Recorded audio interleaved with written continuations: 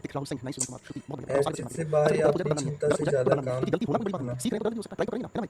To take one more responsibility than one can manage. Nice nice. Ankit Roy, अगर आप Hindi medium से हैं तो पहले बिगिनर्स वाली क्लास देखेंगे, ठीक है बेटा? पहले बिगिनर्स वाली क्लास आपको देखनी है। ये बैच 2025 के लिए टारगेट किया बेटा मैंने, ठीक है? जिन बच्चों को 2025 के लिए एग्जाम को लेकर तैयारी करनी है, उन्हीं के लिए बैच में आज शुरू कर रहा है, ठीक है बेटा?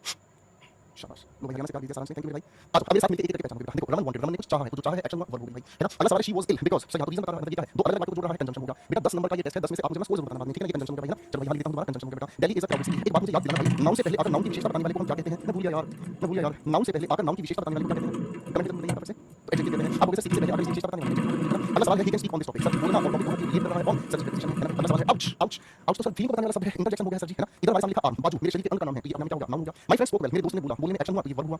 कैसे बोला, एक्शन को एक्सप्लेन करने वाले शब्द को वर्ब कहते हैं सर जी, बिल्कुल आसान हो गया। अ friend Indeed is a friend, Indeed is a friend, इंसान के लिए यूज किया जाने वाला नाम है, नाउन हो गया जी, है ना भाई। आई केम हियर, सर यहाँ हियर किसको एक्सप्लेन कर रहा है, केम को, केम क्या है अपने आप में वर्ब है, वर्ब के बारे में बताने वाला प्यारा सा बच्चा क्या कहता है, आगे देखो ध्यान से क्या लिखा है, फाउंड, फाउंड ढूंढा, ढूंढने में एक्शन हुआ, एक्शन हो गया, तो ये अपने आप में क्या हो गया, वर्ब हो गया। ऐसे कितने बच्चे जिनके आपको सही है, ऐसे कितने बच्चे जिनके आपको सही है, यहाँ भी दिखाऊंगा मैं कहीं ना कहीं, क्योंकि यहाँ मैंने सोच लिया है, मैं किसी को नहीं छोड़ूंगा, जल्दी से बताएं, जल्दी से बताएं, कोई बात नहीं सर, मैं तैयार हूँ, मैं कैसा हूँ आपको मैं अपनी विशेषता बता रहा हूँ, प्रोनाउन की विशेषता बताने वाले शब्द को हम कहते हैं एडजेक्टिव, ठीक है भाई। अगला सवाल लिखा है you can not hide the truth, अपने आप में नाउन हुआ सर, नाउन से पहले आकर ये जो द लिखा है, बताओ जरा ये द क्या है, बताओ ये द क्या है, बताओ ये द क्या है, जल्दी से आपको सर फूफा जी तो रह गए थे, है ना जनार्दन भाई, आपको सर जी ये होगा हमारे प्यारे से आर्टिकल। अब जिन बच्चों के हमारी इन छोटे से टेस्ट में 10 में से 10 आए हैं, जल्दी से वो बता दो कौन कौन है शिकारी, जिनके 10 में से 10 हैं वो जरा मुझे शिकारी बता दो जल्दी से बेटा। नाउन को मैं शुरू करने वाला हूं, मैंने छोटा सा टेस्ट लिया है, देखो मैं आप लोगों के सरप्राइज टेस्ट लेकर मैं इस क्लास में, क्योंकि जो भी आपने सीखा है, जो भी आपने अच्छे से पढ़ा है, जब तक छोटी छोटी टेस्ट नहीं बना तब तक सीखने का मजा नहीं आएगा, ठीक है। तो भाई देखो 10 में से 10 किससे नहीं है, ठीक है, उसको मेरी तरफ से मिलेगी 5 चॉकलेट, ठीक है ठीक है, क्लास खत्म होने के बाद से लेना। और भाई जिनका 10 कोई बात नहीं, बेटा नेक्स्ट टाइम होगा, ठीक है भाई। आगे चलो अब हमें दोस्तों कहानी शुरू करनी है अपने नाउन के बारे में। आइए प्यारे बच्चों हम कहानी शुरू करते हैं नाउन के बारे में। जब मैं छोटा बच्चा था ना दोस्तों, चलो एक सारे बच्चे फटाफट कमेंट एक्टिव हो जाओ, यस लिख के दिखा दीजिए, चलो चलो फटाफट से